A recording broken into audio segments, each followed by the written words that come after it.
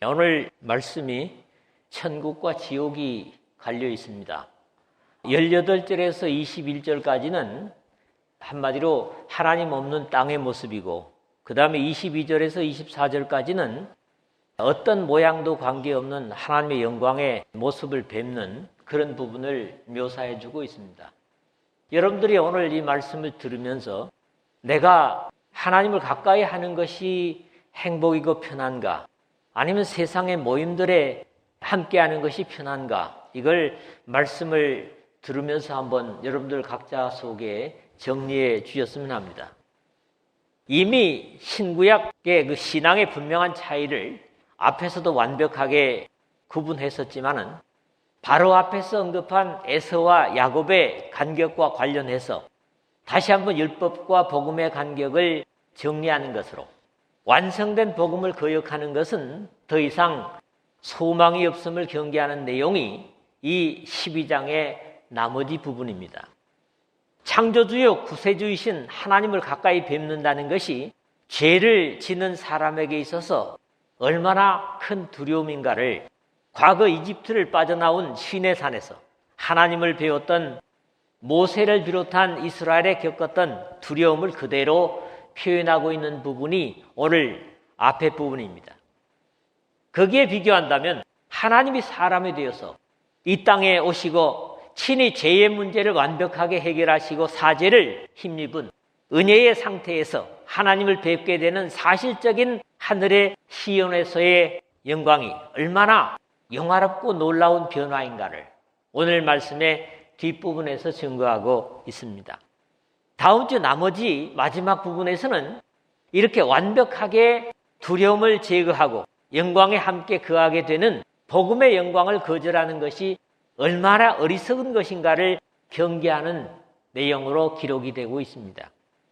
율법 아래 오로지 두려움과 공포스럽기만 했던 영광의 하나님을 감사와 찬양으로 섬기고 임마누엘을 누린다는 이런 엄청난 특권을 거절하고 외면하는 것이 얼마나 큰 비극인가를 경계해 주는 내용을 다음 주에 마저 보겠습니다. 오늘 첫 번째는 18절에서 19절까지 보겠습니다. 죄진 인간들에게 하나님의 임재가 얼마나 큰 두려움인가, 이걸 이제 말씀하고 있습니다. 하나님이 10가지 이적으로 마침내 이집트를 빠져나왔지만 그들을 권능과 능력으로 이집트를 탈출시킨 하나님은 이스라엘 자신들에게도 두렵고 무서운 존재였음을 최초로 계명을 받는 시내산에서 경험을 먼저 소개하고 있습니다.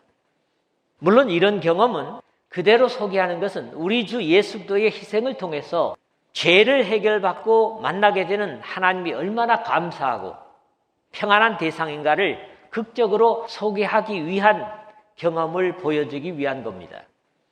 이러한 간격은 어쩌면 하나님께서 이집트에서 장자들을 죽이시는 형벌 속에서도 이스라엘 백성들에게는 하나님의 명령을 따라서 문설주와 문인방에 양피를 바르고 구운 유월절 양과 무교병을 먹으며 평화롭게 밤을 지냈던 주님의 백성들과 그와는 반대로 집집마다 장자를 잃은 이집트 가정들의 차이이기도 했습니다. 결국 하나님의 구원의 대상으로서의 사랑받는 사람들과 그 반대로 하나님의 적수가 되는 형벌의 대상으로서의 간격이기도 한 겁니다. 하나님은 분명히 범죄한 인류와 다른 거룩한 분이시고 사람과 다른 신령한 분이십니다. 그럼에도 사람으로 감당할 수 없는 구별된 하나님에 대한 감정은 두려움이라는 한 가지 대상에서도 다를 수밖에 없습니다. 아무리 두려운 대상일지라도 가깝게 교제를 나누는 형편에서는 오히려 더 존경이 가는 경외의 대상일 것이고, 잘 알지 못하는 두려운 분은 그냥 무서운 분이라는 공포의 대상이 될 수도 있다는 차이가 율법과 복음 속에 하나님을 다르게 느끼게 하는 어쩌면 당연한 이유이기도 할 것입니다.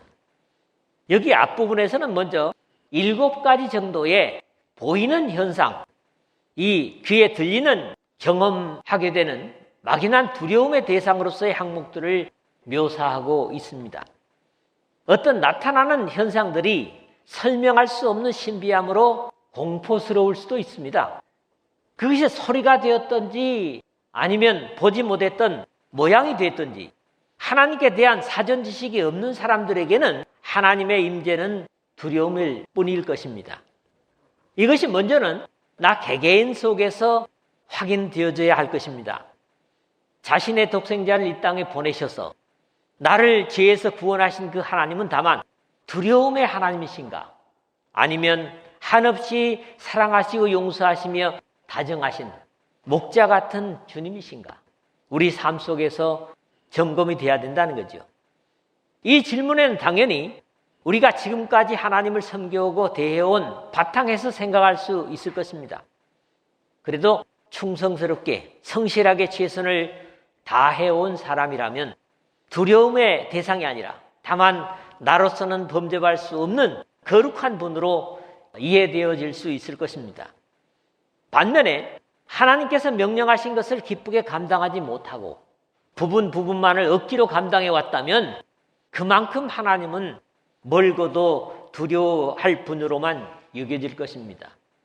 결국 율법과 복음 속에서 차이도 깊이 이해하고 순종하는 하나님과 그렇지 못한 간격이 있는 거지요. 너희는 만질 수 없고 불이 붙는 산과 침침함과 흑암과 폭풍, 나팔 소리와 말하는 소리가 있는 곳에 이른 것이 아니라 18절에서 19절 상반절에 그랬습니다. 이스라엘이 하나님을 만나려고 했던 시내산에서의 보이고 들려지는 모든 것들은 어느 것 하나 분명한 것이 없어서 하나님에 대해서 이것이다 할 어떤 것도 없이 하나님에 대하여 더욱 모호하게 하는 것들 뿐이었습니다. 그런 이유에서 두려워하는 이스라엘 백성들은 오히려 그 소리를 듣는 자들은 더 말씀하지 아니하시기를 구하였으니 19절에 라는 부탁을 통해서 오히려 자신들이 알고 보고 있는 익숙한 모세를 통해서 말씀해 주실 것을 부탁드렸던 것입니다. 뒤에 예수 그리스도의 은혜로 들어가게 되는 영원하고 불변하는 하늘의 영광과 다른 보여지는 것들이나 들리는 것들이 정확할 수 없고 또 보는 사람이나 듣는 사람마다 다르게 보고 들을 수 있는 것이 사실 우리의 시각과 청각의 한계이기 때문에 더 이상 두려움으로만 하나님에 관한 보는 것과 듣는 것을 원치 않았던 것입니다. 우리는 이미 10장 31절에서 원수를 갚으시는 하나님의 대상으로 살아계신 하나님의 손에 빠져들어가는 것이 무서울진저 라는 두려운 하나님을 이야기한 바 있습니다. 어떤 경우에도 심판하시는 하나님의 대상으로 남아서는 안 될 것입니다. 하나님의 성도라고 하면 말이죠. 불순종하는 사람들에게는 이렇게 무섭고 또 두려운 공포스러우신 하나님이시지만 공의와 사랑을 의지하고 맡길 수 있는 믿음의 백성들에게는 한량없이 너그러우시고 용서하시는 그러면서도 공의를 따라 상 주시는 하나님이시므로 다시 오실 주님을 기다릴 수 있는 우리 모두가 되어야 할 것입니다. 두 번째로는 20절에서 21절입니다. 하나님과 직접 사람하고 대화하듯 하던 모세조차도 하나님의 임재를 두려워할 수밖에 없었다. 이런 내용이죠. 임재에 계신 하나님 앞에는 그 거룩함을 이해할 수 없는 사람은 물론이고 짐승조차도 함께할 수 없었음을 경계하고 있습니다. 아니 어쩌면 그런 입장에서 짐승이나 다름이 없는 바른 영성을 갖지 못한 사람들이 더 경계될 수 있는 비유로 여겨집니다. 구약 성경에서 하나님의 법을 어기는 대상을 돌로 치는 형벌을 명령하셨는데 사실 이 돌을 던져 죽이는 형벌은 어떤 징벌보다도 끔찍한 것이어서 그것이 어쩌면 무서운 모범이 되었던 겁니다. 그렇게 하다가는 돌 맞아 죽는다. 실제적인 얘기예요, 이게. 그만큼 죄에 대한 공포를 가지고 있었던 거죠. 지금도 복음을 인정하지 않은 무슬림 세계에서 여전히 돌을 들어 치는 형벌이 허용되고 있다고 하는데 참으로 끔찍한 형벌로 사람으로서는 행할 수 없는 비극적인 모습입니다. 이는 짐승이라도 산에 들어가면 돌로 침을 당하리라 하신 명령을 그들이 견디지 못함이라 20절에 그랬는데, 사실 하나님께서는 사람이면서 사람으로서의 삶을 살지 못하는 사람들을 짐승으로 다루는 것을 들어볼 수 있습니다. 율법 속에서는 물론이고 복음 속에서 하나님의 일꾼들도 그런 묘사들을 우리가 들어 읽게 되지요. 먼저는 다윗이, 신앙의 사람 다윗이 하는 고백입니다. 개들이 나를 에워쌌으며 악한 무리가 나를 둘러 내 수족을 찔렀나이다. 시편 22편 16절이에요. 이 개들이라고 하는 건 지금 실제적인 개를 얘기하는 게 아니죠. 그 다음에 20절에 가서 보니까 내 생명을 칼에서 건지시며 내 유일한 것을 개의 세력에서 구하소서. 내 유일한 게 뭡니까? 생명이죠. 개 같은 어떤 환경 속에서 구원해달라고 하는 그런 요청을 하나님께 드리고 있습니다. 그런가 하면 이사야를 통해서 이스라엘의 파수꾼은 맹인이여 다 무지하며 덩어리 개들이라, 짖지 못하며 다 꿈꾸는 자들이여, 누워있는 자들이여 잠자기를 좋아하는 자들이니 이 개들은 탐욕이 심하여 족한 줄을 알지 못하는 자들이여, 그들은 몰직한 목자들이라. 다 제 길로 돌아가며 사람마다 자기 이익만 추구하며. 이사야서 56장 10절에서 11절의 말씀입니다. 바울은 빌립보서 3장 2절에서 개들을 삼가고 행악하는 자들을 삼가고 손할례당을 삼가라, 이렇게 경계를 주고 있고, 또 베드로는 그러나 이 사람들은 본래 잡혀 죽기 위하여 난 이성 없는 짐승 같아서 그 알지 못하는 것을 회방하고 절 멸망 가운데서 멸망을 당하며, 베드로후서 2장 12절에 그렇게 표현을 하고 있고요. 이 사람들은 무엇이든지 그 알지 못하는 것을 회방하는도다. 또 저희는 이성 없는 짐승같이 본능으로 아는 그것으로 멸망하느니라. 유다는 유다서 1장 10절에서 영성으로 살지 못하고 본능으로 사는 사람들을 이렇게 이성 없는 짐승이라고 묘사를 합니다. 상당히 두려운 말씀들이죠. 사실 사람과 짐승의 차이를 보고 듣고 이해하는 것이 사람은 가능하지만 짐승은 불가능함을 봅니다. 아무리 보고 들어도 그 뜻을 깨닫지 못하면 사실은 하나님 앞에 짐승에 불과하다는 거지요.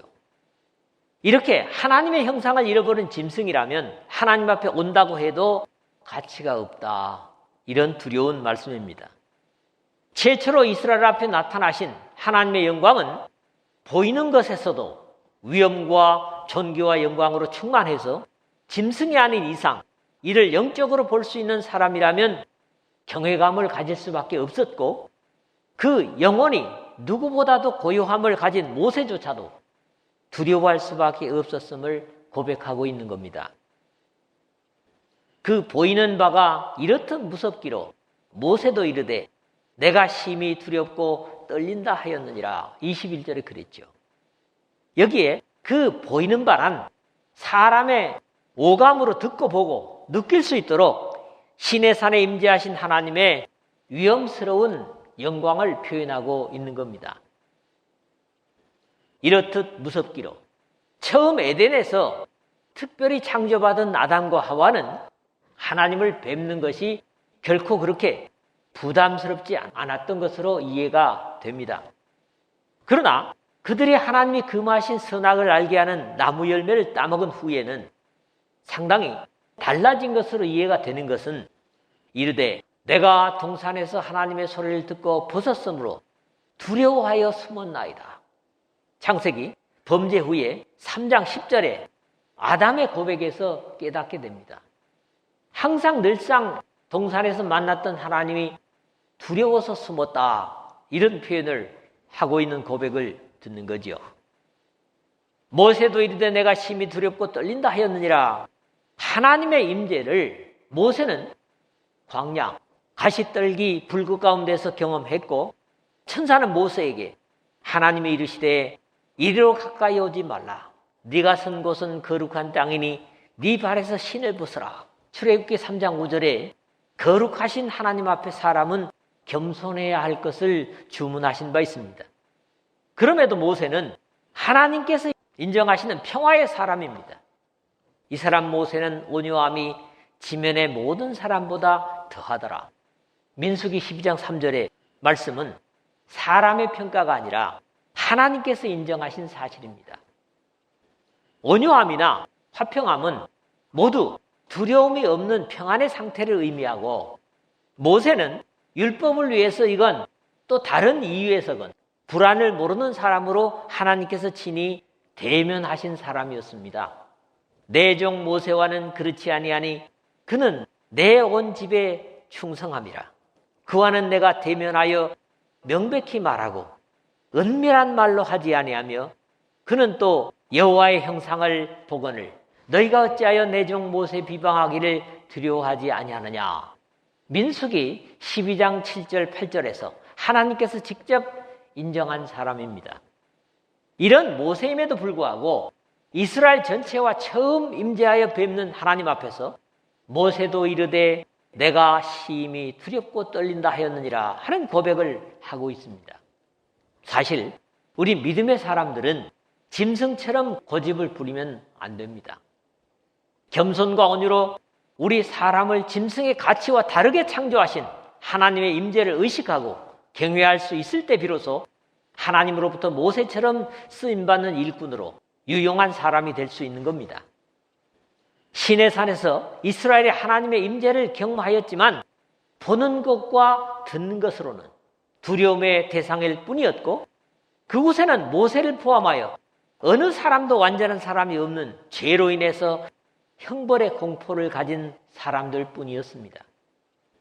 이제 말하려는 예수도의 보혈로 완전한 사죄의 감격으로 보거나 듣거나 하는 시각적인 것이 아닐지라도 완전히 교통이 가능한 천국을 말하기 위한 한계를 일부러 지적하기 위해서 앞에 죄진 사람이 하나님을 대하는 것이 얼마나 두려운 것인가를 이 21절까지 말씀하고 있는 것입니다. 이제 세 번째 22절에서 24절입니다. 여기서부터는 우리에게 굉장히 행복하고 또 기대가 되는 그런 말씀이죠. 임마누엘은 바로 하나님이 함께 하신다고 하는 것은 공포가 아니라 평안이라는 겁니다. 여러분들이 적어도 이 모임에 하나님이 함께 하신다고 하는 그런 기쁨을 가질 수 있어야 된다는 거죠. 어디서든지 요셉은 이집트의 감옥 속에서도 억울하게 감옥을 살면서도 하나님이 함께 하신다고 하는 것 때문에 소망을 가졌고 기쁨을 가졌던 것은 바로 복음 속에 우리의 삶을 묘사하는 것으로 다르지 않습니다. 앞에서는 죄진 인류에게 하늘에서 내려온 위엄과 영광을 보이심으로 감당할 수 없는 두려움과 공포로 접근할 수 없었던 하나님의 영광과 위엄을 인해서 두려워했던 시내산에 임재하신 거룩하심을 감당할 수 없었던 사람들의 초라한 모습을 표현했다면, 여기서는 영광의 하나님 앞에 공포스러웠던 죄인이 예수 그리스도의 희생으로 사죄를 받고 육신의 가치를 넘어서 영원한 영광에 들어갈 수 있는 변화받은 사람이 육신과 세상에서 삶을 극복하고 최종적으로 들어가게 되는 하늘의 영광에 참여하는 감격을 찬양하고 있습니다. 앞에서 시내산에서 물질적으로 묘사되는 시각적인 것이었다면, 여기서는 하늘의 본래적으로 비물질적인 신령한 조화를 묘사하고 있습니다. 당연히 그 구성 자체의 중심은 모든 불경건을 해결하신 예수 그리스도의 희생이 이 말씀의 중심을 이루고 있다는 겁니다.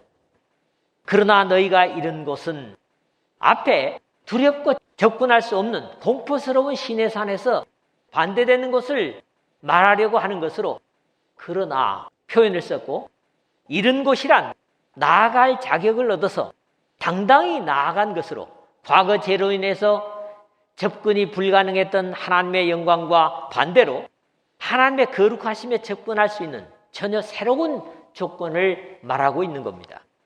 그리고 거기가 바로 시온산과 살아계신 하나님의 도성인 하늘의 예루살렘과 천만 천사와 22절에 한 것처럼 지상의 하늘의 모형을 따라 설치한 단순한 모형으로서의 예루살렘의 성소나 지성소나 우리 이런 예배당이 아니라 요한이 계시록을 통해서 볼 수 있었던 영광의 성소를 그대로 우리에게 묘사해주고 있습니다.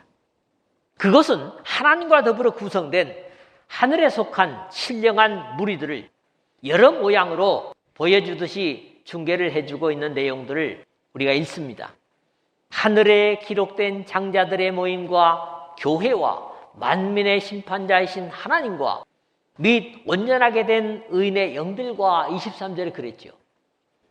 과거 율법 시대에 선택받은 백성 중에 구속의 역사를 사모하며 오실 메시아를 기다렸던 비록 분명하지 못했지만 하나님의 언약을 믿고 그 약속을 따라 평생을 살았던 이스라엘의 백성들은 물론이고 예수 그리스도께서 이 땅에 오시고 그 십자가의 희생을 자신의 것으로 삼고 평생을 그리스도의 제자로 산 생명록에 기록된 성도들로 세상에서 불러냄을 받은 사람들을 말하고 있습니다.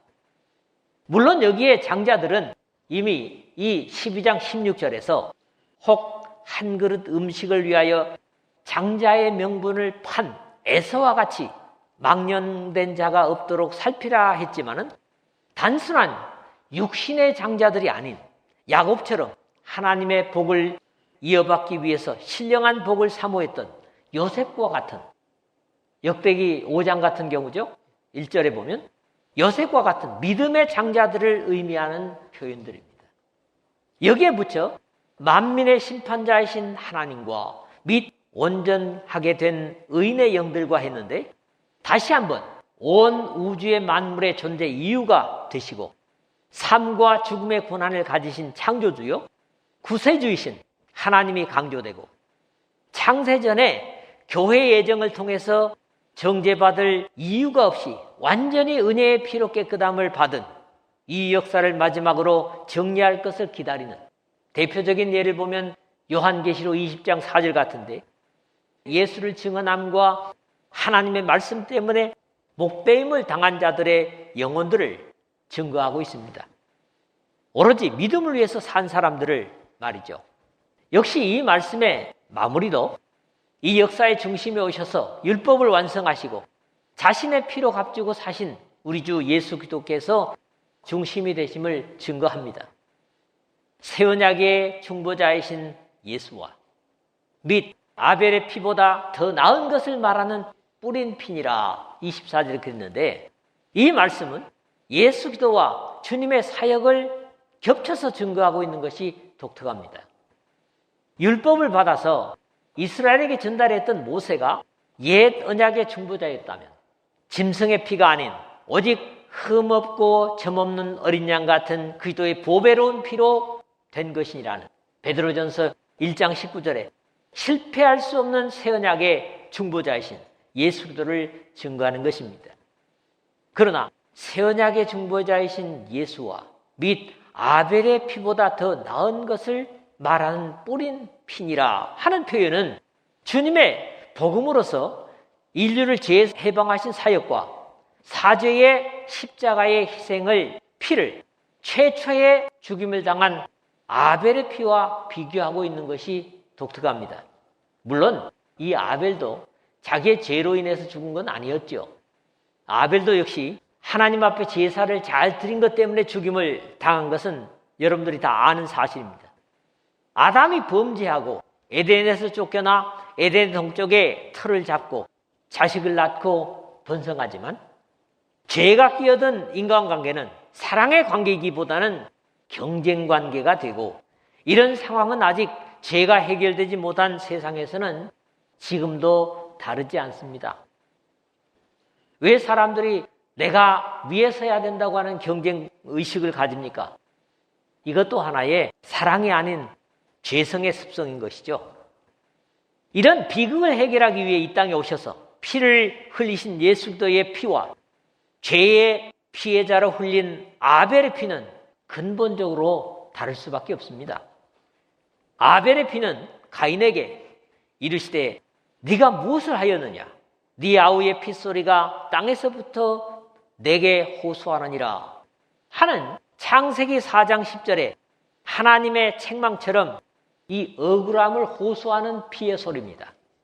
즉 아벨의 피는 원수를 갚아줄 것을 호소하는 뿌린 피이지만은 예수 그리스도의 피 흘리심은 원수처럼 죽일 대상으로 사람의 관계를 망가뜨린 죄를 해결하시고 보다 근본적으로 창조주 하나님과 관계를 회복함으로 인간관계는 물론 모든 자연과 우주관계 속에도 화해를 이루시는 사랑의 호소가 바로 십자가에 흘리신 우리 주님의 피입니다.